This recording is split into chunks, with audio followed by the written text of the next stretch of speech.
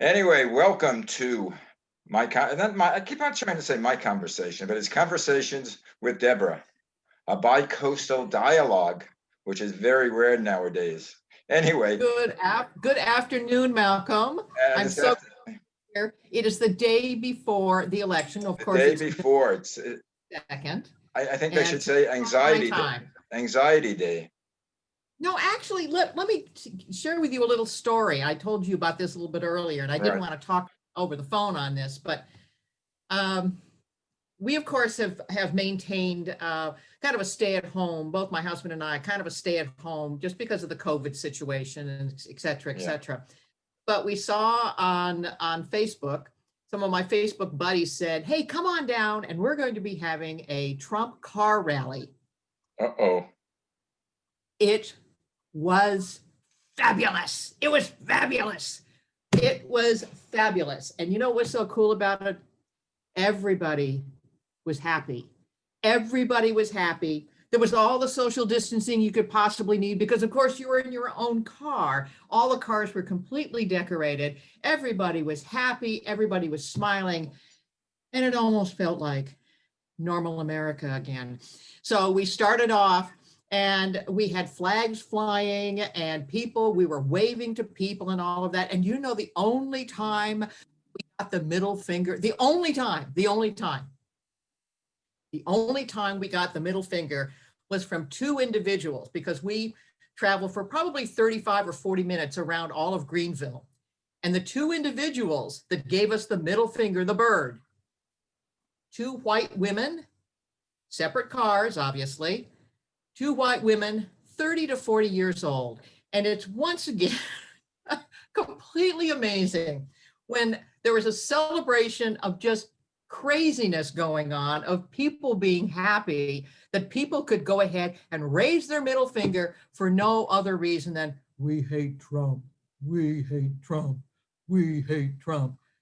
I don't know. It's just crazy, but I have to tell you, it was marvelous because there were all kinds of people there. There were kids that were there.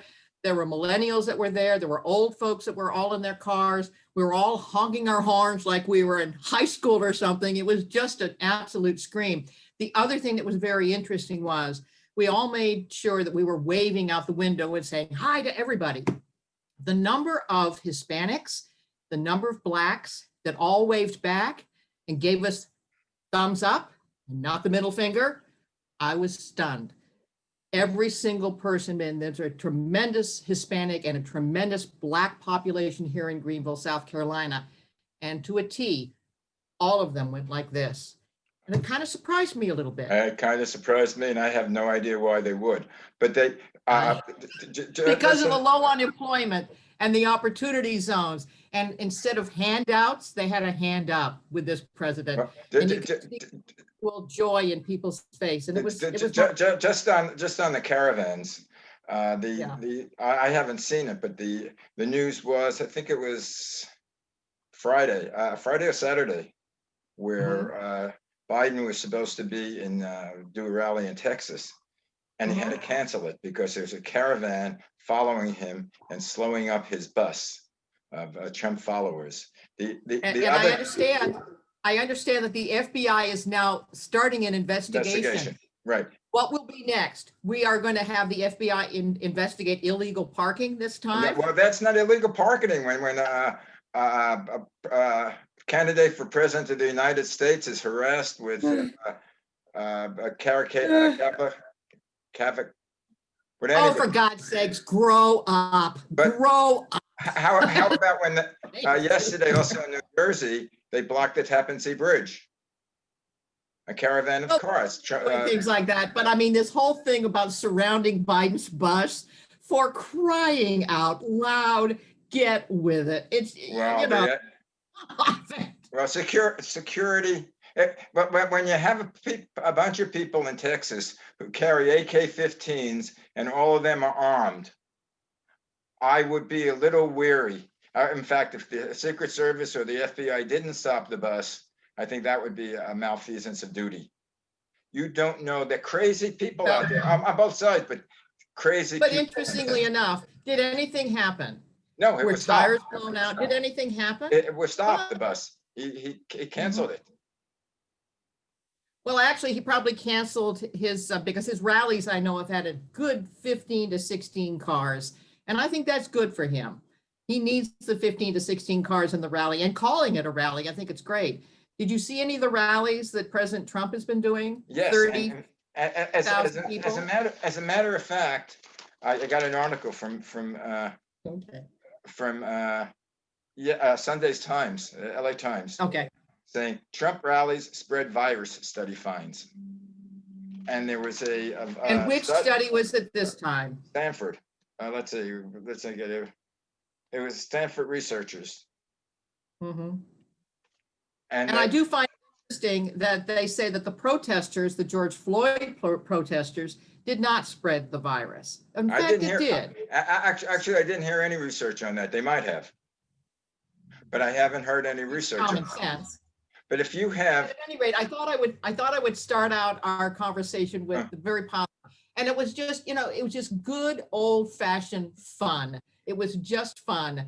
There wasn't any politics involved, particularly, except for the fact that all these people were supporting President Trump, and that's their right to be. No, I don't. But it was grand, and apparently the spontaneous rallies that took place in my old hometown of San Clemente, they went all the way down to San Diego. They had spontaneous rallies in Pasadena, all throughout the Los Angeles basins. They had spontaneous. Now, once again, I don't see that President Trump is going to win California. However, if you do have a governor who continues to say you cannot have any more than 3 family members at Thanksgiving, and you have to have a mask in between bites if you go out to a restaurant, I understand where people are starting to say, wait a minute, we can't let COVID control our lives. We need to control COVID, not the other way around. Oh, definitely.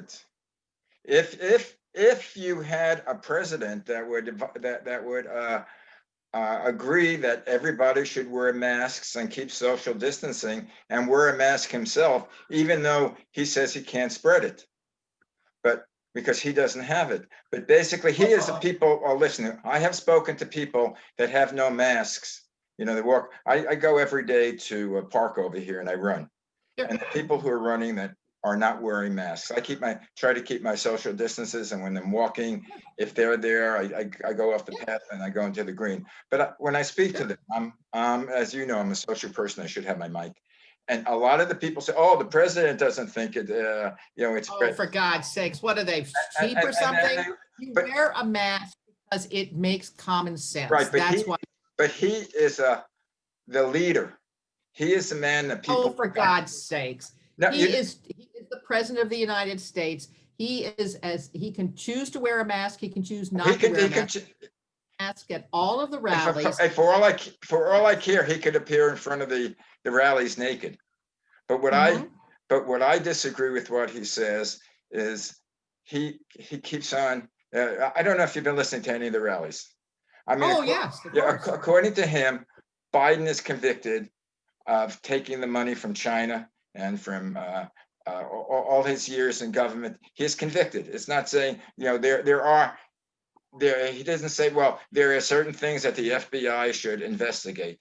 As a matter of fact, he's angry at William Barr for not indicting them or starting the investigation.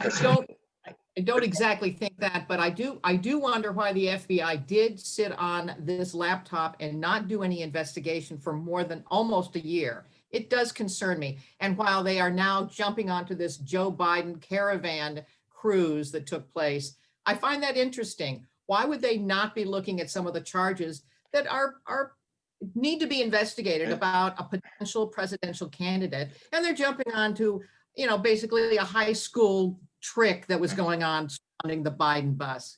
Actually, they could have been not investigating, but they could have looked into it, and supposedly they had. Well, not necessarily the computer, but they have looked into his dealings with Ukraine. And the Ukraine, it was that he was sent by the president of the United States, and the government knew it. It wasn't something for his own power. And he was Not told exactly. that Ukraine. The State Department did brief Vice President Joe Biden that they were very concerned that his son, Hunter Biden, was taking advantage of Joe Biden's position. They were very concerned. They were also very concerned with the fact that CFIUS gives a stamp of approval for foreign companies to purchase American companies. They were also very concerned with the fact that the vice president had given his okay for this American company, an automaker in Michigan that had technology, anti-vibration technology being used for both domestic but also for military purposes, that Hunter Biden was on the board of directors of this Chinese joint venture, which incidentally was funded by the Bank of China. So once again, I'm not convicting Joe Biden. I do think that it would be nice for him to make some sort of an explanation as to why all of this stuff seems to be coming on out. I don't understand it. And I think something should be said.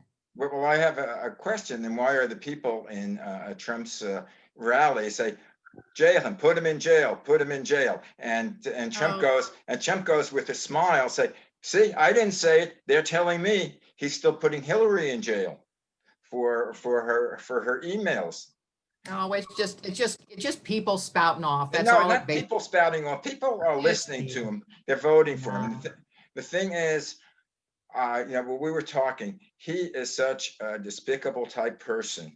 Why are you voting for Biden? Let me ask you that question. What has Biden done to sway your vote? What is it about Biden? I think, first of all, faced with the choice. I mean, but just Biden. No, I'm not talking about not a choice. I'm talking about Biden wouldn't necessarily be my first choice. But my first choice is I want the Democrats to control and not the Republicans. And that's why I would vote for Biden. Biden may not be my first choice. In fact, I like Kamala. I think she's excellent. I think she's assertive. She seems to be honest. She seems to know what she wants, and she doesn't fool around. And what she wants at this point right now is, people don't like it. What she wants at this point is income redistribution.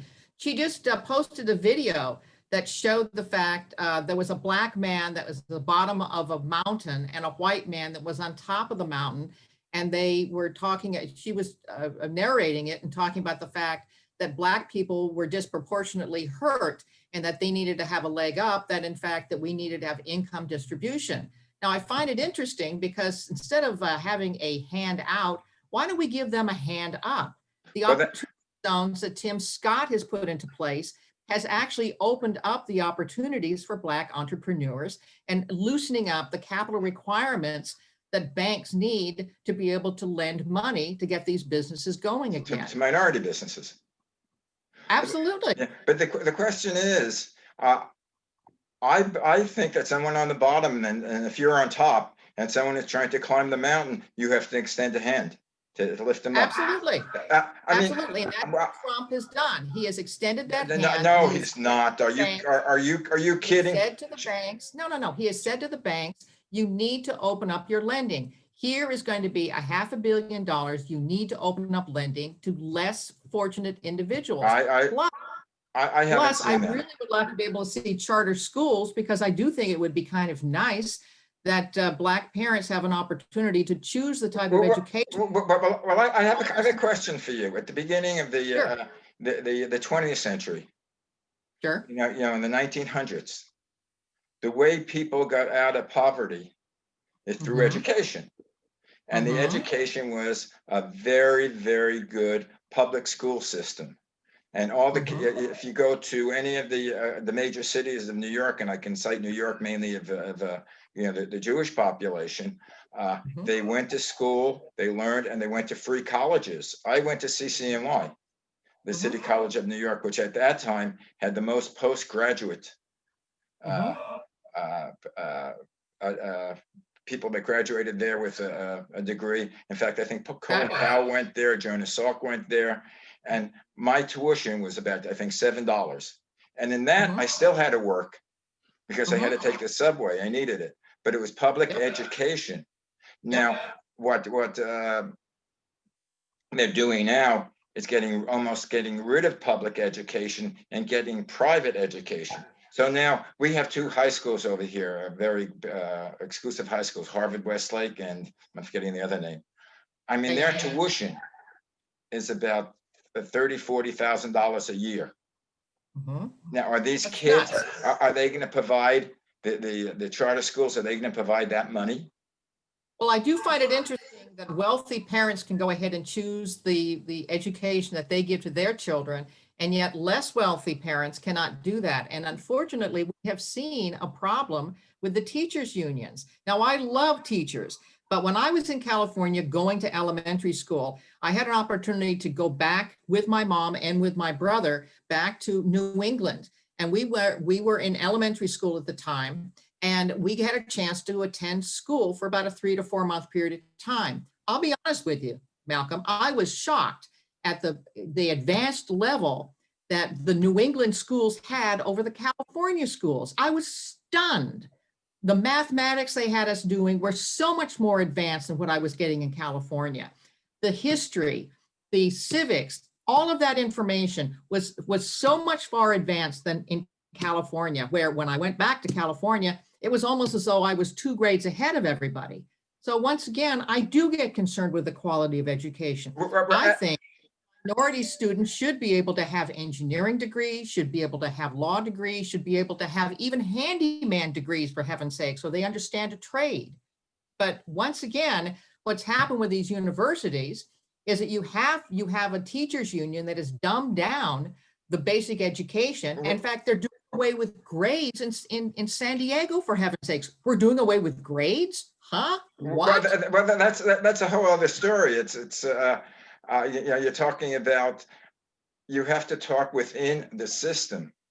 Now, if we don't have the system, if we don't have the charter schools right now answer to no one. They have a certain group. If they if they take control, there can be any union. If it takes control, is not necessarily good. I'm not necessarily for unions. I think unions have to have certain limitations.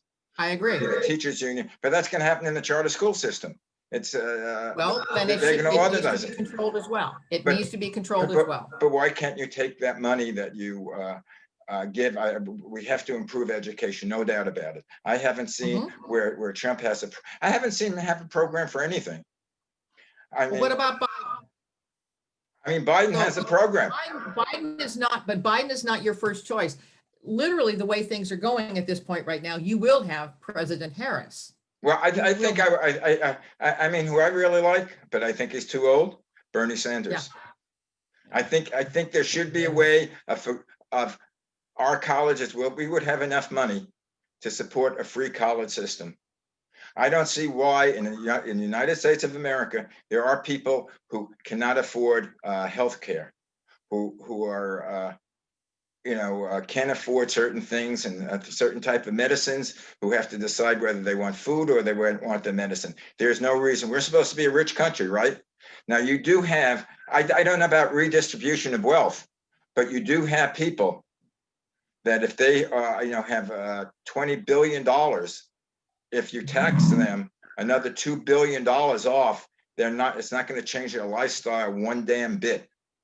What if they start to tax you? What if they start to tax me even more? If I made $20 billion, yes. No. I'm talking about Malcolm Berman right now. Well, that's the middle class. That's no. But they're going to have to come to the middle class. If they get rid of the tax cuts that Trump has put into place, that standard deduction will go back down to $10,000 from $25,000. But how will it impact you and your family? But he's talking about $400,000, people who make $400,000. No. They're going to roll back the entire tax cut, which means the standard deduction goes back to $10,000 from the $25,000. How is that? Are you going to be able to afford that? Well, I haven't seen the entire tax package, but as far as the plan that he has, he said that if you're making over $400,000, there's going to be an increase. If you're making under $400,000, there's not going to be an increase in your taxes. You have to believe somebody. I hate to say this, but it sounds like hope and change, and I voted for hope and change. I think when someone like I think especially like when a company like Amazon doesn't pay a bit of taxes, when some of these large corporations are not paying any taxes. Right now, the government is not making enough money for its programs that it has now. We're going into debt. It's like, Trump has bankrupt like 5 or 6 corporations. He's going to bankrupt our country. No, he's not. Because bottom line is, we had this last third quarter, 33.1% growth in GDP. Now, I know it was from an absolute dead stop. From a dead stop. Economy is coming back. It's definitely coming back. And the problem is, you cannot then start to tax these corporations, and you cannot start to tax the individuals. Why? The corporations will stop hiring people, or they'll only put on part-time people. And as far as me and you, because we're in the middle class, I'm not going to be spending, and they need to have us spend. But if it's going to be redistributed because of the fact that taxes are increasing from the government, what extra money do I have? I don't have a lot of extra money. Do you think that it's proper for the top 1% to control more of the spending money than the rest of the 99% of the people? Do you think that there's a certain imbalance? I mean, whether you like Bernie Sanders or not, do you think that imbalance is proper? That he brings up? So let's say it's 2% of the population that controls 98%. If they earned it, they deserve it. So do you think that? And it's not a matter of fairness. For example, we made a decision. We are coming up on our 5th anniversary. I'm a native Californian, and I moved out with my new husband. We moved 2,400 miles to be in South Carolina. The decision we made was an economic decision. We didn't wait for a handout from anybody. We decided to move here, and our housing are 30% lower than they were in California. Our costs are 50% lower. Our gas costs, you guys are paying close to $3. We're paying $1.60 for our gas. Deborah, we had to make that decision, and that's what we did. That's what Americans do. I didn't know you gave up Social Security. I'm glad to hear it. Oh, no. I worked for my Social Security, young man. Oh, okay. That's not an entitlement, right? Oh, absolutely not. Are you joking? How about Medicare? Joking? How about Medicare? Is that every single dollar that I made, I had 17 to 18% of that dollar taken out. Okay, I'm not denying that. How about Medicare? Is that an entitlement? Same situation. That money was taken out. I remember Trump saying a little while ago, well, if I am elected to a next term, we're going to reduce Medicare and Social Security. He said that. He lied. Did he lie? Nah, it's not going to. It's not going to happen. Well, two things. It's not going to happen. He said he'll do away with the I'm forgetting it. The taxes, the corporate taxes that take care of Social Security. That he cut back the payroll tax. As far as I know, and what I read, the payroll tax is about 90% of Social Security that we get. He's going to cut that back. Technically, it comes from the general budget, to be very specific. Well, okay, but that's where he's cutting back. That's where he says, if elected, I'm going to cut back. Now you say he's not going to do it. That's what I'm listening to what he said. He said he's the chosen one. Now, if you, he did. If you saw, there's an interview on there. I saw it. He said he's the chosen one. How about when he says, I know more than all the generals? Oh, for crying out loud. You know what? I think people take him much too seriously. Yeah, he's president of the United States. We look at him now, you can bitch and moan about the fact of his tweets and the things that he says and what have you. I, as an independent voter, am looking at what has he done for me. And he has made things easier for me and for my family. I'm able to keep my money. I'm able to keep the pension that I work so hard to earn. I'm able to keep my Social Security that I work so hard to earn, every single dollar of it. I am so happy to be here in South Carolina because I can actually afford things. It's wonderful. Go ahead. Yeah, I mean, if you choose to live in a place that's, I don't live in Beverly Hills. In fact, I didn't even go to Santa Barbara. It was too expensive. When I bought my house in San Fernando Valley, I wanted to move out to Manhattan Beach. which is, or one of the things, I couldn't afford it. So I lived within the area, but I lived within my income.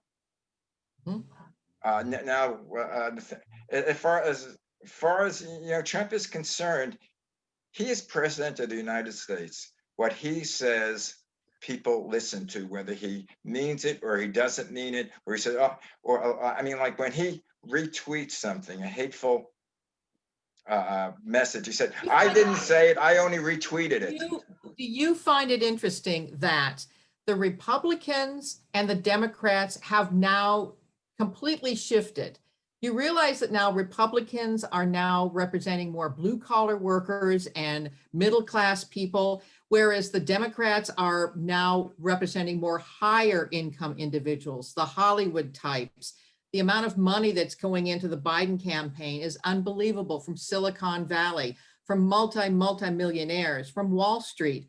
They are supporting Biden and the Democrats. Where I find it very interesting is that the Trump campaign, the Republicans, they've now turned to be more of a working class political party. I find that fascinating, absolutely, completely fascinating. Trump has turned it into a working class Republican Party. Trump has turned the Republican Party into the Republican Party of Trump. There, none of basically originally, the Republicans, which again, I've always been a Democrat, but I've always believed whoever total power corrupts, whoever controls corrupts. So like when there were no unions, the manufacturers would take advantage of the workers. When the unions became powerful, the unions took advantage of the manufacturers. So there's always you've got to have balance. But I know the Republican Party always was a party that wanted free reign. They wanted, no government controls. They thought big business would take care of it. I think it was during the 30s that the thing was, what's good for GM is good for America. I think that both of the parties have wanted to have complete control, and that's the reason we need a two-party system. Definitely. But we don't need to go into the socialism that Bernie Sanders is talking about. We are independent. We need liberty. We don't need to have income distribution. We need to have fairness. For example, people ask me, well, why do you give money to beggars on the streets? Well, guess what? I give $5 to the beggar on the street because it's between him and God, or her and God, as to how he or she spends that $5. If I've got an extra $5, hell, I'm giving it away. But bottom line is, I don't want money taken away from me and from my family. I don't have the kind of that I used to have. But it's not money being taken away from you and your family. It's money being taken away from the people that have the money. We're talking about what he has done. He's loaded the taxes on the multi-billionaires. I mean, these people, since they're in America, and because they're Americans and there's American business, they should contribute back. And a lot of them say they would. I mean, a lot of the Bill Gateses of the world, or the Mark Cubans of the world say, yeah, I don't care. It's not going to affect my life if I give $1 billion. And why don't they just do it? And they do. Why don't they give up more of their money? Bill Gates does it. Bill Gates, I think, has 50%. Great. And why doesn't Mark Cuban do that? Why doesn't Mark Bloomberg Cuban does it? Why don't all of these people do that? Well, I don't know why all of them don't, but Mark Cuban does. I know. All of them. So you don't need to have government clearinghouse taking money away from normal everyday people. Well, they're not taking money. They're making the regulations. I mean, bottom line is going to be, if we are re-regulated, my dear, we are going to have the same sort of slow economy that we saw from 2008 to 2016. Wait, I have some statistics. I have some statistics from that. Okie doke. I thought I did. No. This is the thing. The Green New Deal, which that was a plan that which I'm in favor of that. We won't go into it now. We won't have it. But just as a person, Trump has done so many lies that have been validated, that have been. I forget how many. I think it's like 20,000 lies he does. So many per day. But I mean, basically, and he claims credit for things that he hasn't done. He claims He claims credit for. Bottom line is, I think that we need to move into a positive direction and not, I mean, the media loves to just jump on Trump with all legs. And it's ridiculous. Well, looking forward, we need to have a two-party system. We don't need to go into socialism, for heaven's sakes. You and I agree on a whole lot of things. We truly do. And that's the reason we're talking this way back and forth. And we need to have this kind of a discussion, because you had brought up something about healthcare with the fact that Trump had not passed healthcare. Now, once again, if I was a Trump crazy person, I wouldn't bring this up, but I am concerned.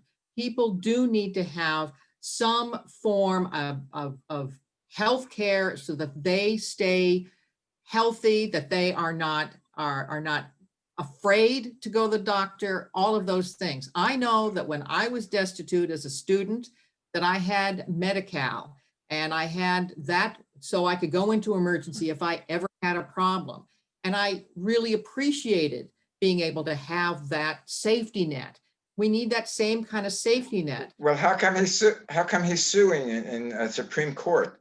He wants to get rid of the American Care Act. Care Act. I think what we need is to have something that's far more inventive than the Affordable Care Act. When I had friends that were paying $1,800 a month and not using their health care, that's crazy. We need to have something that makes some sense. We need to have, for example, when I went in for a procedure, I was double billed. Yeah, and I mentioned that. The problem was, and when I called back to the insurance company, they could care less. And I said, and they asked me, why do you care? And I said, I care because you shouldn't be double billed. So when we have transparency with the hospital bills, that's what I want. For example, we needed to have another procedure. I called the hospital and they said, well, we can't tell you how much it's going to be. Excuse me? Why can't you tell me how much it's going to be? It doesn't make any sense. But that has nothing to do with the Affordable Care Act. That has to do with how the hospitals are regulating. But the question is, we don't. If he gets rid of this, we don't have anything. Well, the bottom line is, and once again, I am being critical of Trump at this point right now. He needs to come up with some sort of a health care situation now for citizens, not for people who are undocumented. Well, that's another topic into itself. Yes. I mean, the problem is if you carry a disease or if you carry something that's communicable, and you're walking in the street and you pass me, the germs don't say, excuse me, are you a citizen or are you I understand that. illegal? But we live in a country. Interesting thing. But another interesting thing that you just brought up, the COVID pandemic, highly contagious, unbelievable number of deaths, and yet the homeless population, have we had a lot of homeless die? Did they do social distancing? Did they have masks? What happened to the homeless? Because they're healthier, because they've lived with germs all their lives. Would you stop that? No, honestly, this is a legitimate question. I have no idea. I haven't read any of the statistics of the homeless, but they may not even be recorded. But the thing was, that whole thing of we have more germs, they talk about the kids, how we grew up, that we grew up playing in the dirt, that we grew up, we didn't wash our hands, that we grew up, we drank water out of the hose. When we went into the car, me and friends would fight in the back seat of the car. There were no seatbelts, and we all survived. But that was a reference to people that are having germs. But I mean, the thing is, Trump has no plans for anything. He talks about, he said, oh, in the 4 years the army was destitute. There was so poor, people were complaining. But what plans does Biden have? No, we're not for the military. Do you remember when it took years for monies to be appropriated to build tanks, to build planes? Now, this all happened in the last 3 years, that when he came in, all of a sudden, miraculously, there was a budget to build tanks and to build planes and to do armaments. And I don't remember Yep. whether there was an increase of the armed forces. Did he do an increase? Did he start a draft system?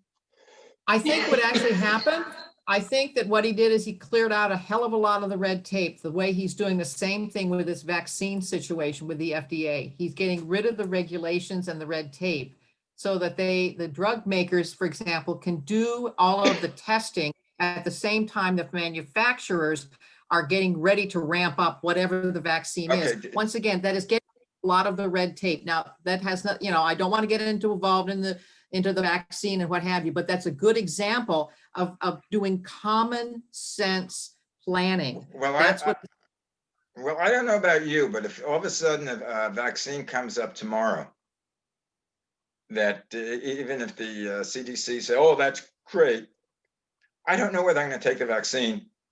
Well, I think we're going to have 3 or 4 choices, to be very honest with you. I think we will.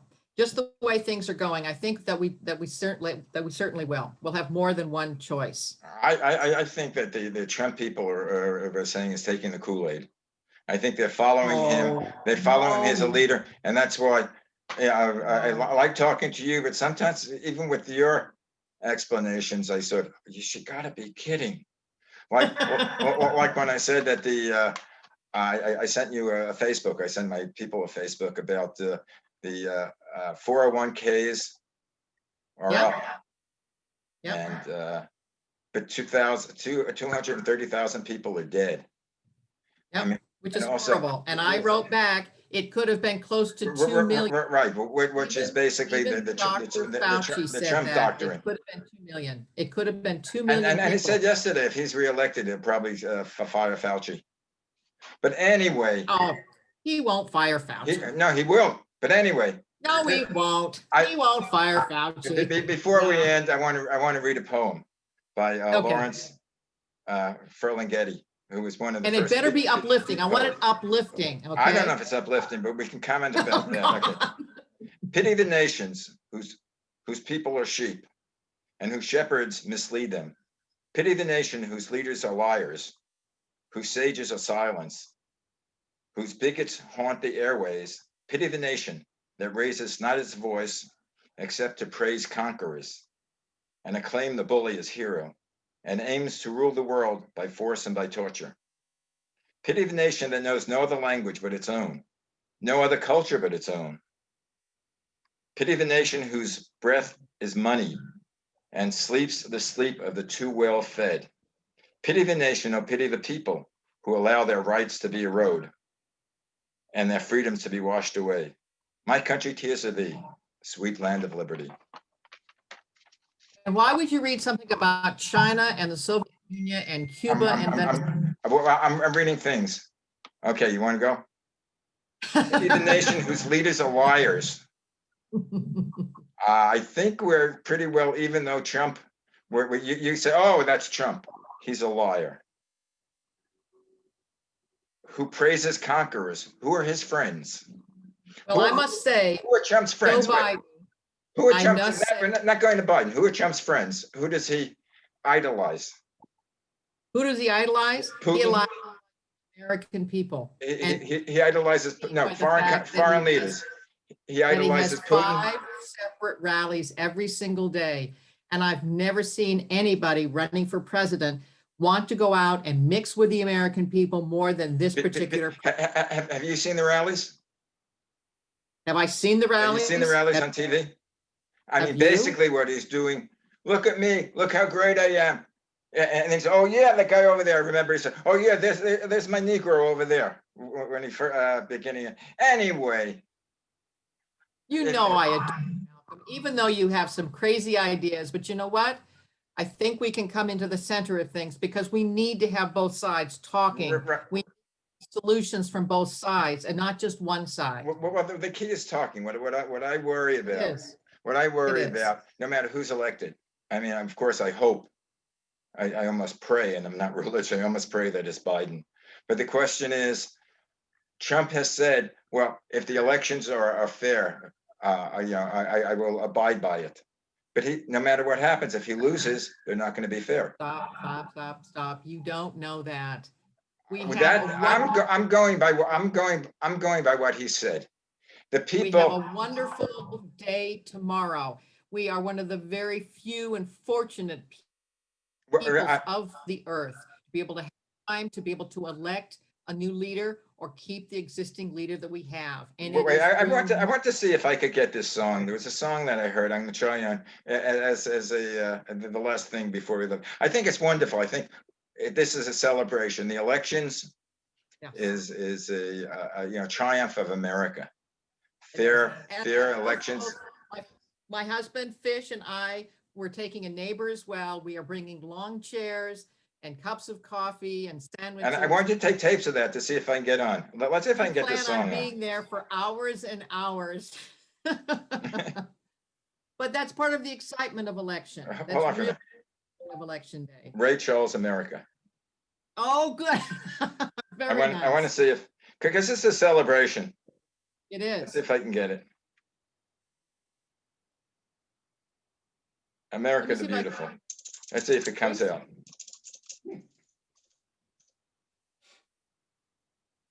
And then we'll say goodbye. Why build a pillow tower for now I got the commercial. Try new Afrin Night. Unlike pills, it unblocks your nose and sets. This is we're gonna go out with this. Can you hear it? I can hear it. You see Gracie, my girl cat. Oh, beautiful. For he was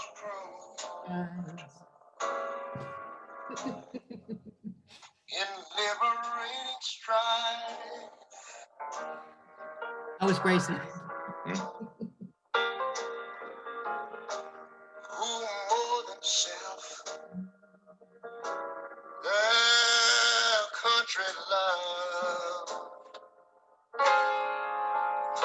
And mercy more than life.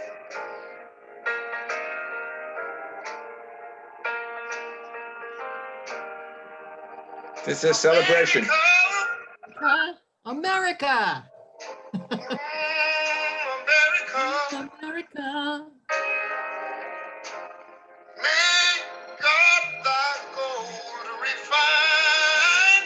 Does it make you tingle a little bit? It does. It's a wonderful, wonderful song.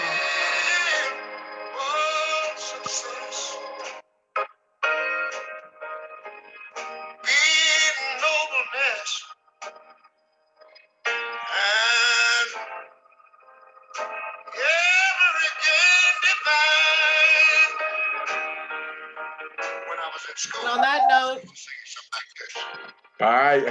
See you post-election. Post-election it is, my friend. Bye.